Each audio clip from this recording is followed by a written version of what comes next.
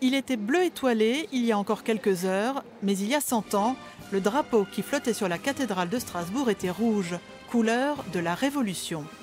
Début novembre 1918, l'Allemagne sait qu'elle a perdu, mais ordonne malgré tout un baroud d'honneur en mer du Nord. Les marins refusent d'obtempérer, des mutineries éclatent à Kiel, le mouvement essaime dans toute l'Allemagne. Démobilisés, les 15 000 militaires alsaciens propagent cette révolution à Strasbourg.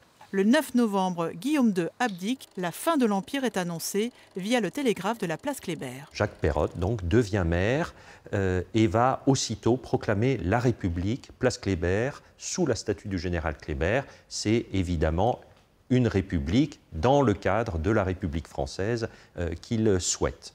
En face, eh bien, il y a l'un des meneurs des conseils de soldats et d'ouvriers, Rebolz, qui lui proclame une autre république, également place Kléber, mais devant l'état-major de Lobeth. Et lui, sa république, elle s'inscrit dans le cadre d'un empire allemand fédéral. Deux pouvoirs s'observent. Les conseils de soldats et d'ouvriers se réunissent à Lobeth, au palais de justice ou dans les cinémas. Discours enflammés, mais peu d'actes. Si ce n'est ce drapeau rouge hissé sur la cathédrale le 13 novembre.